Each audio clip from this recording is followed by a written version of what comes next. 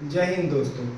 जैसा कि हम जानते हैं कि अभी हमारा यूपीएससी सीएससी प्रीलिम्स 2026 जो 24 मई को हुआ था वो बीत चुका है और इस एग्ज़ाम ने हमको ये बताया है कि हमको किसी भी सब्जेक्ट को किस डेप्थ तक पढ़ना है, क्योंकि इसके जो पैटर्न्स में काफ़ी सारे चेंज किया यूपीएससी ने। वो पैटर्न ऐसे इससे पहले कभी और नहीं देखा गया था। ठीक है, तो इसके लिए ये ज़रूरी हो जाता है कि हमें किस हद तक, किस डेप्थ तक इस सब्जेक्ट की जानकारी, किसी भी सब्जेक्ट की जानकारी यूपीएससी से रिलेटेड होनी चाहिए। तो आज हम जिस टॉपिक पे बात करने जा रहे हैं वो यूपीएससी के प्रीलिम्स में जीएस 2 के पॉइंट ऑफ व्यू से हम उसे देखेंगे, जिसे हम लोग भारत का संविधान और पॉलिटी कहते हैं सब्जेक्ट के तौर पर।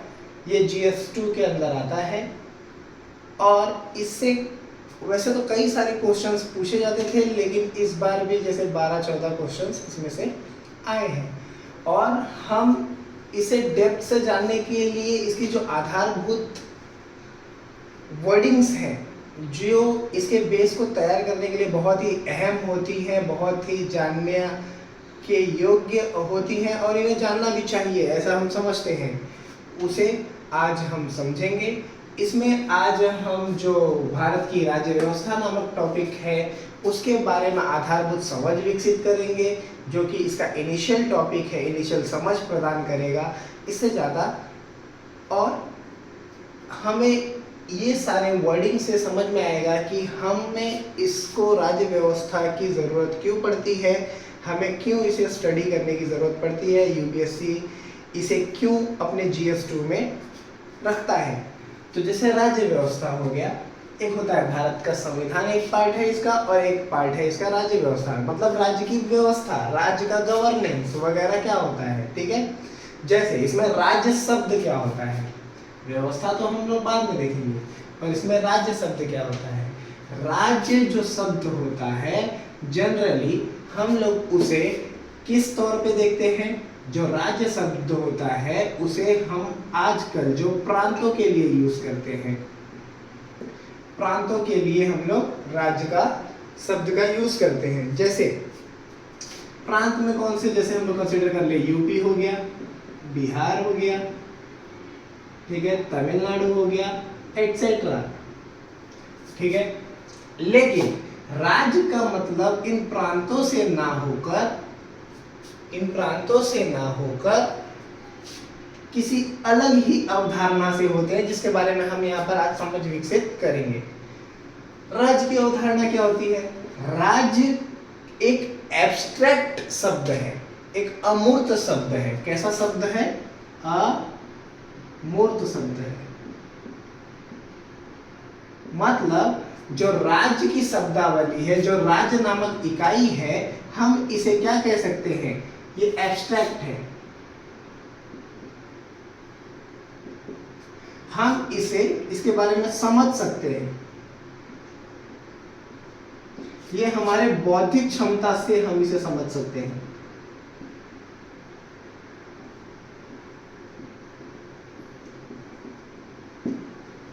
हम इसे अपने बौद्धिक क्षमता से समझ सकते हैं। हम इसे देख नहीं सकते, हम इसे देख नहीं सकते, हम इसे छू नहीं सकते। ठीक है, तो ये जो अमूर्त शब्दावली है ये क्या होती है, ये एक पॉलिटिकल संरचना होती है। क्या होती है, ये पॉलिटिकल संरचना, पॉलिटिकल स्ट्रक्चर होता है। पॉलिटिकल स्ट्रक्चर यानी राजनीतिक संरचना।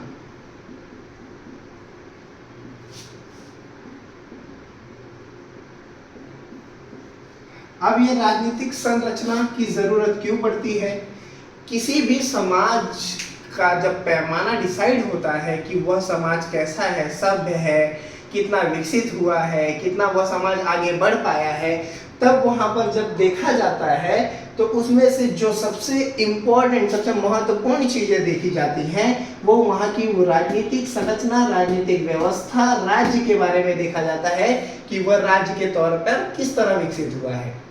तो राज्य क्या होता है, राज्य जो होता है वह एक पॉलिटिकल संरचना है जो 4 प्रकार के तत्वों से मिलकर बना है।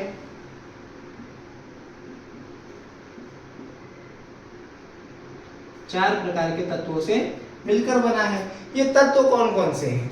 किसी भी राज्य को बनने के लिए, पॉलिटिकल संरचना को बनने के लिए हमें ये देखना पड़ता है कि वह पॉलिटिकल संरचना कहाँ बन रही है, वह राज्य कहाँ पर है।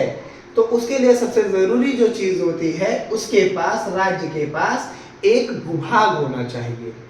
एक छोटा सा, बड़ा सा, जैसा भी हो, एक उसके पास क्या होना चाहिए? भूभाग होना चाहिए। जो उसके 4 तत्वों में से सबसे महत्वपूर्ण तत्वों में से एक है, उसके पास क्या होना चाहिए? उसका भूभाग होना चाहिए। भूभाग यानी एरिया होना चाहिए। ठीक है। दूसरा इसका महत्वपूर्ण तत्व होता है कि इनके पास इस भूभाग पर रहने वाली जनसंख्या होनी चाहिए। जनसंख्या यानी पॉपुलेशन होना चाहिए। इस पॉपुलेशन से क्या डिसाइड होगा? ये पॉपुलेशन ही है जो वहां के भूभाग के बारे में, भूभाग पर कैसी राजनीतिक संरचना बनेगी, उसको बनाने का, उसको डिसाइड करने का काम इस जनसंख्या के ऊपर ही निर्भर करेगा। जब तक इस जनसंख्या वहां पर उपस्थित नहीं होगी या नहीं होगा, तो उस भूभाग का राज्य बनने के जो प्रोसेस होता है उसमें कोई महत्व नहीं रह जाएगा। तीसरा इसका सबसे इंपॉर्टेंट पार्ट होता है कि इनके पास सरकार होनी चाहिए। सरकार यानी गवर्नमेंट होनी चाहिए। अब इसी जनसंख्या में से कुछ लोग ये सरकार की भूमिका में आते हैं, और जब वो सरकार की भूमिका में आते हैं तब वो इन पॉलिटिकल स्ट्रक्चर, जो राज्य होता है, जो राज्य बनता है, जो राज्य का गठन होता है, उसकी व्यवस्था चलाने के लिए, राज्य बनाने के लिए यही सरकार इस भूभाग पर इस जनसंख्या की सहायता से प्रैक्टिस करती है। ठीक है। फिर लास्ट और अंतिम सबसे इंपॉर्टेंट होता है कि जब आप राज्य बनाने के प्रोसेस में किसी भी चीज को देखते हैं तो आपके पास संप्रभुता होनी चाहिए। क्या होना चाहिए? संप्रभुता होनी चाहिए, सॉवरेनिटी होनी चाहिए। जब किसी भी भूभाग पर जनसंख्या से निकले कुछ लोग सरकार का गठन करते हैं और संप्रभु होकर उस संरचना को चलाते हैं, तब हम उसे राज्य कहते हैं। राज्य बनने के लिए इन 4 तत्वों का हमेशा जरूरत होता है। अब आगे एक सवाल उठता है दोस्तों कि हमें राजनीतिक व्यवस्था की जरूरत है भी या नहीं। तो कुछ लोगों का मानना है ये सबका यदि हो जाए, ठीक है, फिर मैं इसको मिटाना चाहूंगा, आगे बढ़ना चाहूंगा। तो कुछ जानकारों या कुछ थिंकर्स या कुछ पॉलिटिकल जो व्यूज रखने वाले लोगों का मानना है कि राजनीतिक व्यवस्था की जरूरत है भी या नहीं। तो उसमें यदि कुछ लोगों की बात कही जाए तो ये राजनीतिक व्यवस्था की जरूरत है या नहीं। तो इसमें भी 2 लोग उठते हैं, 2 लोगों के बारे में बात की जाएगी। एक जिनका कहना है कि पॉलिटिकल व्यवस्था यानी राजनीतिक संरचना, राज्य व्यवस्था की जरूरत होती है। तो कुछ थिंकर्स का इसमें मानना है कि राज्य व्यवस्था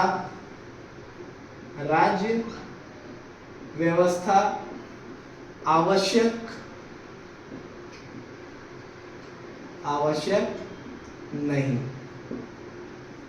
और कुछ लोगों का मानना है, अधिकांश लोगों का मानना है, जैसे कुछ लोगों का मानना है कि राज्य और राज्य की व्यवस्था बनाने के लिए सरकार, उनका गठन करना, इन चीजों की आवश्यकता ही नहीं है। ठीक है, राज्य नामक कोई भी अवधारणा ही क्या बोलते हैं नहीं होनी चाहिए। दूसरी यहाँ पे दूसरे लोगों का, अधिकांश लोगों का मानना है कि राज्य को चलाने के लिए राज्य व्यवस्था इंपॉर्टेंट है। ठीक है। अब जिन थिंकर्स का मानना है कि राज्य व्यवस्था की आवश्यकता नहीं है, उसमें से कई सारे थिंकर्स का मानना यह है कि यदि लोग आपसी सहयोग और आपसी विश्वास के ऊपर चले, किसके ऊपर? आपसी सहयोग और विश्वास,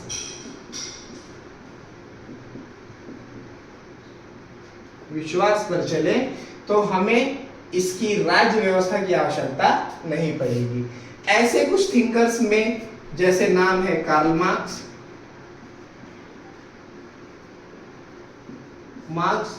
मार्क्सवादी लोग और महात्मा गांधी।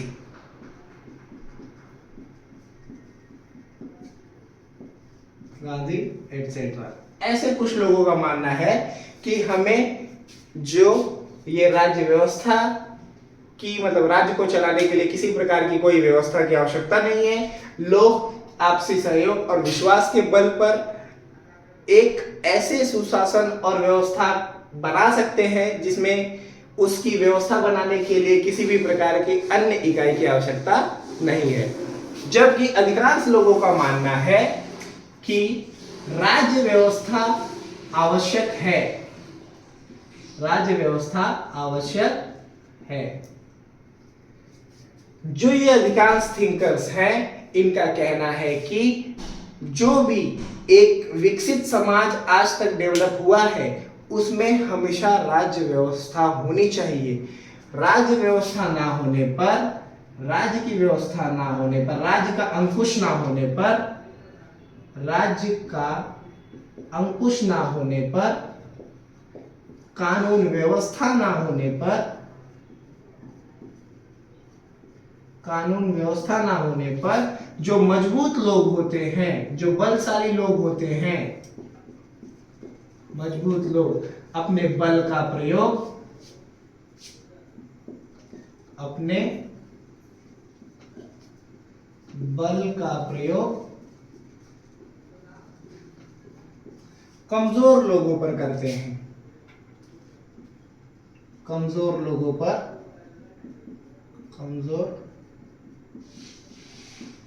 लोगों पर करते हैं।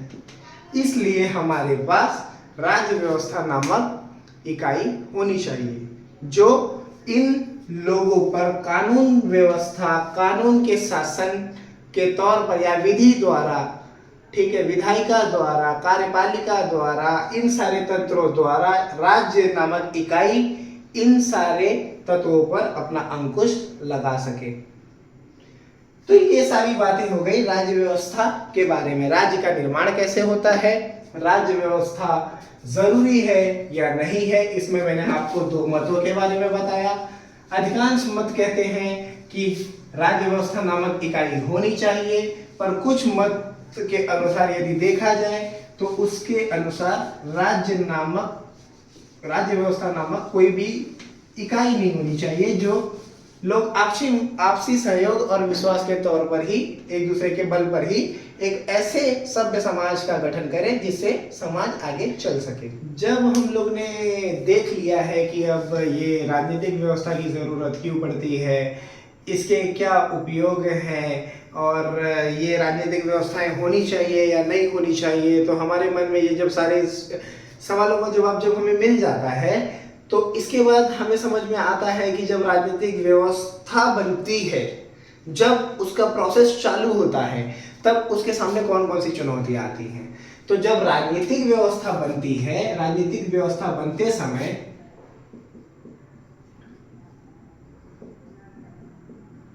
राजनीतिक व्यवस्था बनते समय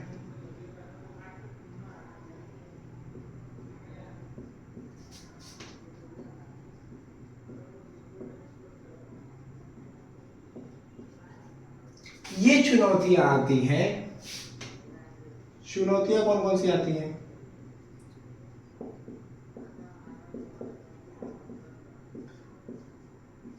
कि कानून बनाने की चुनौती आती है। सबसे पहले कौन सी चुनौती आती है कि कानून कैसा बनाया जाए।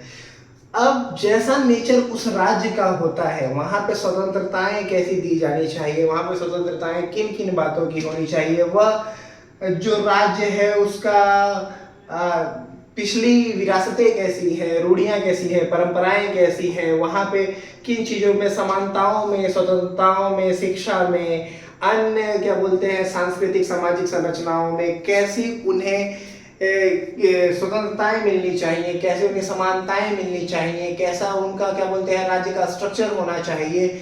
उस राज्य की स्ट्रक्चर को बनाने के लिए, राजनीतिक व्यवस्था को, पॉलिटिकल स्ट्रक्चर को बनाने के लिए जब बनाया जाता है उसे, तो कुछ चुनौतियां उनके सामने आती हैं। पहली चुनौती होती है कानून बनाने की चुनौती। कानून बनाने की चुनौती।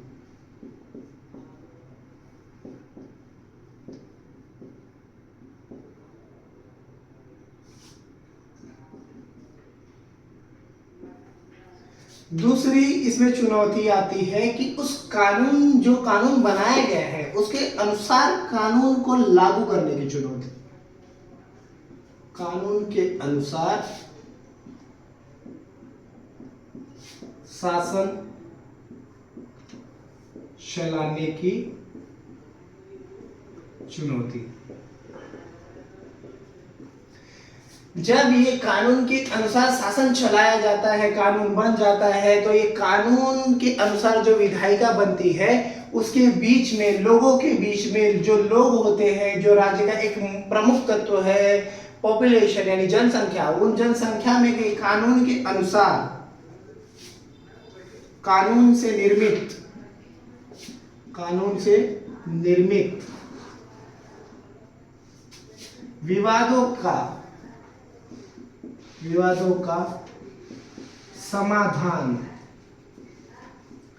समाधान करने की चुनौती। ये तीन प्रमुख जब यहाँ पे हमारे पास सवाल उठे, या फिर ये जब सवाल आता है कि जब राजनीतिक व्यवस्था बनती है तो ये सारी चीजों से कैसे निपटा जाए, तो लोग जिस प्रोसेस से चलते गए और जब उन्होंने राजनीतिक व्यवस्था बनाई तो इन चुनौतियों के समाधान के लिए उन्होंने शासन के कुछ अंग बनाए। तो वो शासन के प्रमुख अंग कौन कौन से हैं?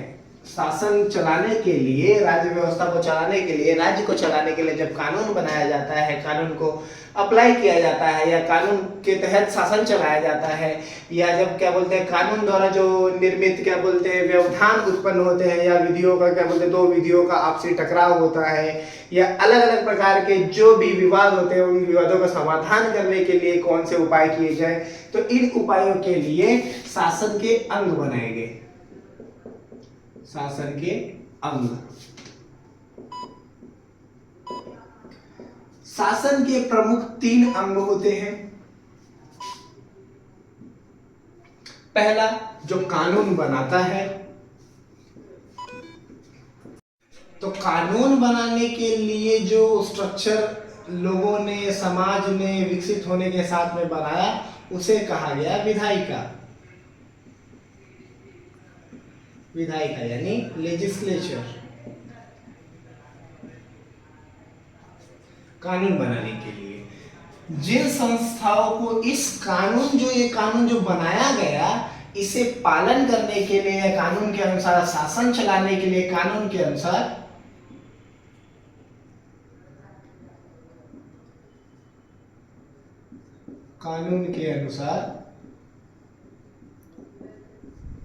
शासन चलाने के लिए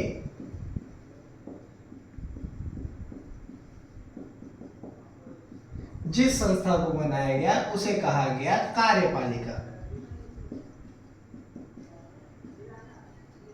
यानी उसे एग्जीक्यूटिव कहा गया। अब इस कानून से कभी ना कभी कोई ना कोई तो विवाद उत्पन्न होगा। कुछ लोग होंगे जो कानून को मानेंगे, कुछ लोग जो कानून को नहीं मानेंगे, कुछ लोग पक्ष में होंगे, कुछ लोग विपक्ष में होंगे। दो विधियां ऐसी आएंगी कि क्या बोलते हैं, जो आपस में टकराव करेंगी। तो ऐसी स्थिति में इन कानून से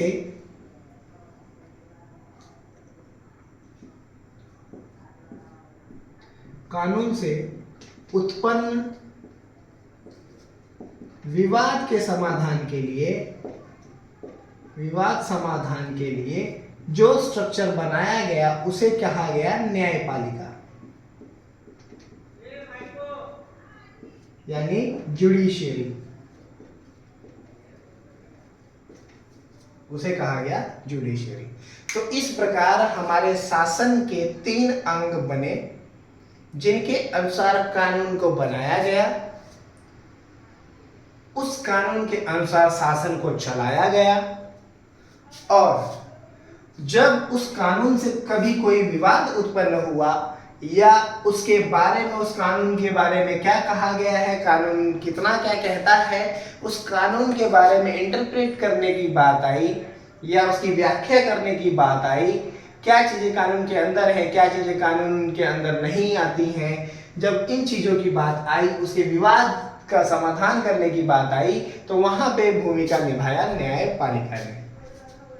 अब हम ये जो विधायिका है, कार्यपालिका है और न्यायपालिका है, इसको यदि अच्छे से समझने जाएं तो पहले परंपरा के अनुसार जब राजतंत्र हुआ करता था, जब राजतंत्र हुआ करता था, राजतंत्रीय शासन प्रणाली हुआ करती थी या मोनार्कियल सिस्टम हुआ करता था, राजतंत्रीय प्रणाली,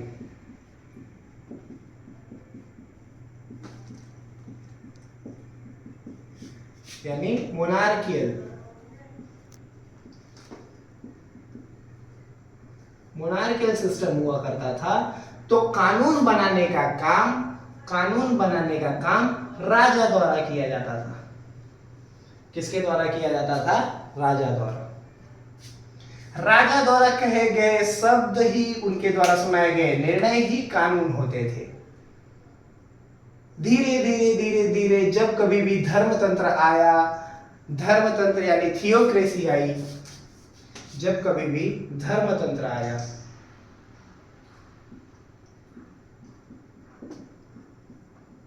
यानी थियोक्रेसी आई, तो कानून बनाने का काम धर्म के जो प्रमुख व्यक्ति होते थे वो करते थे। जैसे कि कोई भी धर्म के प्रमुख व्यक्ति उस धर्म के ग्रंथों के अनुसार करते थे। ठीक है, इसी प्रकार यदि ये अभी मिटा दें, अभी हम लोग देख रहे हैं विधायिका के बारे में, तो जब धर्मतंत्र के बाद और आज मॉडर्न जब जमाना है, जब क्या बोलते हैं, जब से भी कानून हमने बनाना शुरू किया, तब से जब कानून बनाने की बात आती है तो यह जनता की इच्छा पर बनता है, जनता की इच्छा पर बनता है। जनता की इच्छा पर कैसे? जनता की इच्छा से क्या तात्पर्य है? जनता की इच्छा से यह तात्पर्य है कि जैसे कुछ देशों में प्रत्यक्ष लोकतंत्र है, प्रत्यक्ष लोकतंत्र है, प्रत्यक्ष लोकतंत्र में कानून बनाए जाते हैं। जैसे कुछ एग्जांपल लेते हैं, स्विट्जरलैंड, स्विट्जरलैंड, स्विट्जरलैंड में लोग क्या करते हैं? रेफरेंडम, रेफरेंडम और इनिशिएटिव यानी पहल, इनिशिएटिव यानी पहल के माध्यम से लोग कानून बनाते हैं। जैसे जिस भी देश में लोगों की जनसंख्या कम है, लोग एक स्थान पर एकत्रित होते हैं, वो एक स्थान पर एकत्रित होकर लोग किसी भी कानून बनाने की मांग की जाती है, फिर वहां पर उस कानून बनाने के लिए वोटिंग होती है, लोग फिर वहां पर वोट करके उस कानून को बनाने के लिए मांग कर सकते हैं। पहल क्या होता है? पहल ऐसी व्यवस्था होती है कि उस देश में, जिस देश में जनसंख्या कम होती है, किसी भी देश में ऐसा हुआ जा सकता है, किया जा सकता है, लेकिन होता है क्या बोलते हैं, कुछ ही गिने चुने देशों में कि वहां पर कोई भी व्यक्ति पहल करके उस कानून का ड्राफ्ट वगैरह तैयार कर सकता है या फिर कानून का प्रारूप तैयार कर सकता है, उसी आधार पर वहां पर कानून बनाए जाते हैं। उसका एग्जांपल, प्रमुख एग्जांपल है स्विट्जरलैंड, जहां पे प्रत्यक्ष लोकतंत्र है। भारत जैसे देश में क्या होता है? भारत जैसे देश में क्या होता है, अगर भारत जैसे देश को हम लोग अलग से ही बात कर ले तो मैं इसको सारी चीजों को मिटाना चाहूंगा और भारत की मैं बात कर लेता हूं।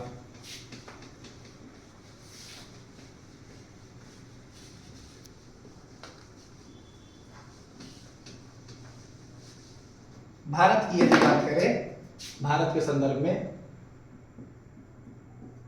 भारत में प्रतिनिधि लोकतंत्र है। लोकतंत्र तो है लेकिन इसमें एक प्रकार होता है प्रतिनिधि लोकतंत्र।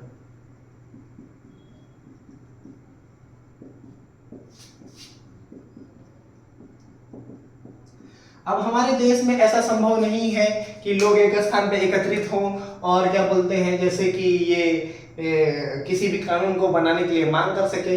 तो हमारे देश में एक प्रतिनिधि लोकतंत्र, एक हमने व्यवस्था ऐसी बनाई कि कुछ लोग या सभी लोग एक इलेक्शन के समय पर या कहीं का भी जब इलेक्शन होगा, जैसे स्टेट का इलेक्शन होगा या सेंट्रल इलेक्शन होगा, जब प्रधानमंत्री चुनने का बात आता है तो लोग अपने प्रतिनिधि को चुनकर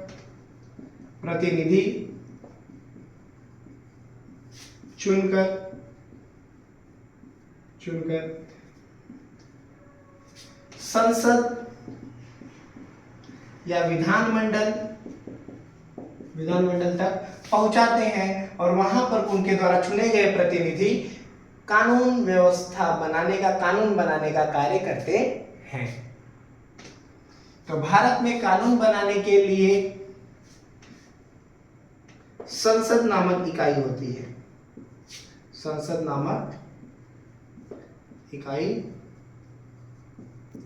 है। जिसमें एक होता है अपर हाउस, उच्च सदन, या उच्च सदन कहा जाए। एक होता है लोअर हाउस,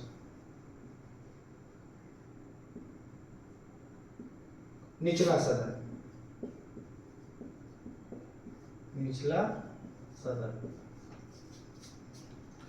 अमेरिका में यह व्यवस्था उच्च सदन को वहां पर सीनेट कहा जाता है और जो लोअर हाउस होता है, निचले सदन को, वहां पर कांग्रेस कहा जाता है। सीनेट वहां के राज्य का प्रतिनिधित्व करती है, कांग्रेस वहां के जो निचला सदन के रूप में जो लोगों द्वारा चुन के वहां पर लोग जाते हैं, वो वहां पर उनका प्रतिनिधित्व करती है। भारत में इसी प्रकार अपर हाउस में आता है राज्यसभा, नीचे ना लिख के मैं यहां पे लिख देता हूं, राज्यसभा। और यहां पे लोअर हाउस होती है लोकसभा। लोकसभा में जो लोग चुनकर जाते हैं वह प्रत्यक्ष चुनाव द्वारा प्रतिनिधि चुनकर जो जाते हैं वो लोकसभा में जाकर बैठते हैं।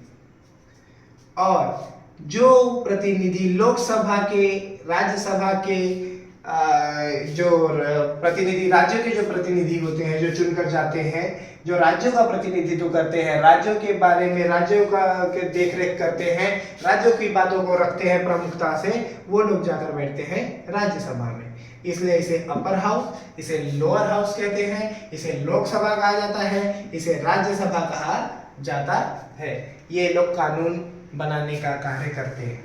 यदि राज्यों में देखा जाए,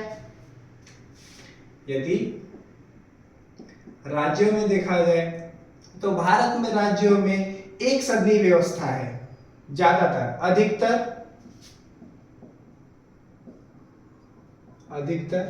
एक सदनी व्यवस्था है।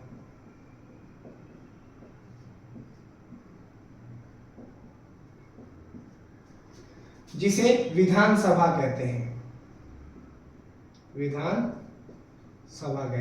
जिन राज्यों में एक सदनी व्यवस्था है वहां पर ये विधानसभा होती है, और जिन राज्यों में दो सदनी व्यवस्था होती है वहां पे एक सदन होता है जिसे कहते हैं विधान परिषद। ये जो इकाइयां होती हैं यह राज्य में, और जो लोकसभा और राज्यसभा वाली इकाइयां होती हैं वह सेंट्रल लेवल पे यानी केंद्रीय स्तर पर कानून बनाने का कार्य करती हैं।